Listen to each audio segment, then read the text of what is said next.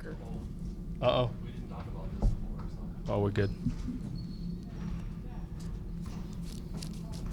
Chris, big road win yesterday, and it seems like at the end of, especially in soccer where you only play each team once, you know, you're in a tie game into the 70th minute on the road.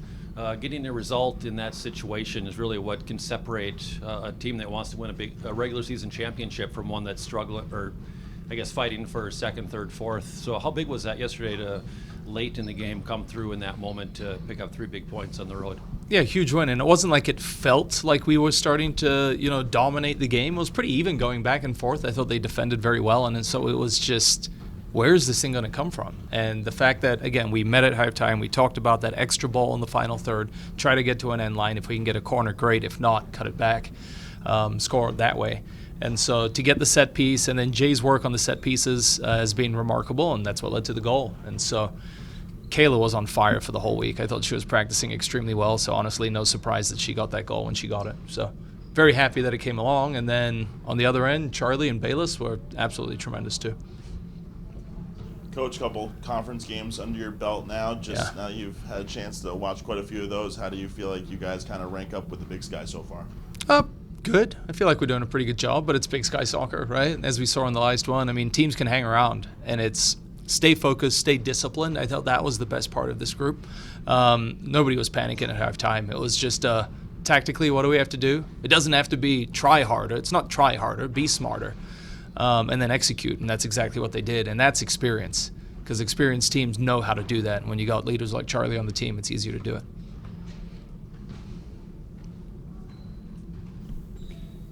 Speak to the week coming, right? Couple of home games, homecoming week. Just what's it like to kind of be here and kind of now knock out 2 games in a couple of days versus kind of these week-long stretches? Yeah, I think it's fun to have 2 games in a week. I mean, we haven't done that for over a month, so excited for that. And then absolutely huge games as well. Would love to get some massive crowds out there because they're really important when it comes to who wins the regular season title. I think it potentially comes down to a week like this where we're playing the team that's currently in first and the team that's in fourth and trying to chase us down. So I can't wait. It's going to be a ton of fun.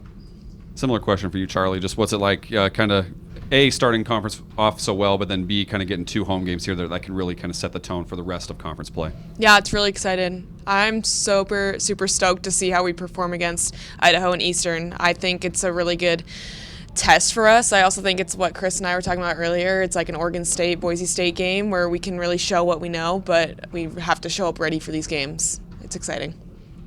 And then just your evaluation of the team through 2 conference games, right? The NAU game was 2-0, but close win this last week. Just how would you say the team's playing right now into conference play? Yeah, I think we're doing well. Like we kind of talked about last game, was like that was a very big, true test to Big Sky soccer and how we can push through and stay composed, stay calm, but continue to play our soccer. And I think we're doing well. There's a lot more to come for us. So, yeah, it's exciting.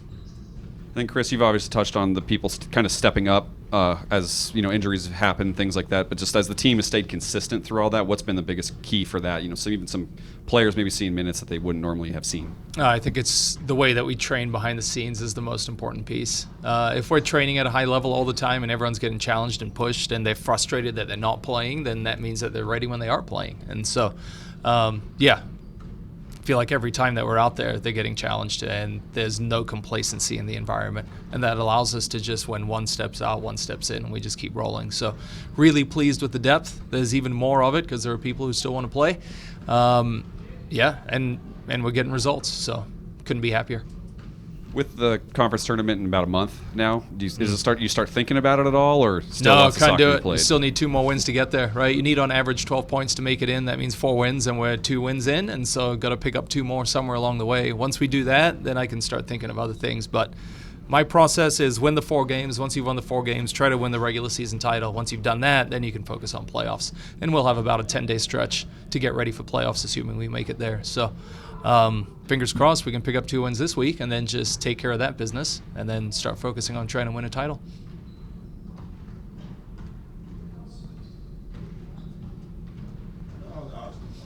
All right, here we go. Fun question? It is. Okay. I asked you guys, since it's Halloween, I asked you guys the spookiest part of your team, but Halloween, Yeah. it's also a candy holiday, right? So Yes. sweetest part about coaching the Griz, and then maybe playing for the Griz? I'll start with Coach. Sweetest part of coaching the Griz is seeing them every single day. There's like I like Mondays so they get to see you guys, but to see them on Tuesday, Wednesday, Thursday, Friday, Saturday, Sunday is like the best part of practice is showing up early, seeing people funnel in, and just goof about before the session starts. Fills my cup every single day.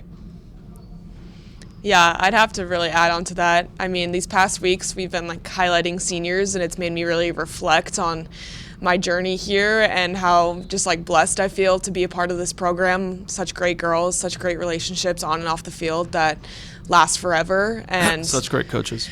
awesome coaches. Thank you, Charlie. But Wow. yeah, it's a great group of girls and coaches. Yeah. Thank you. Appreciate it.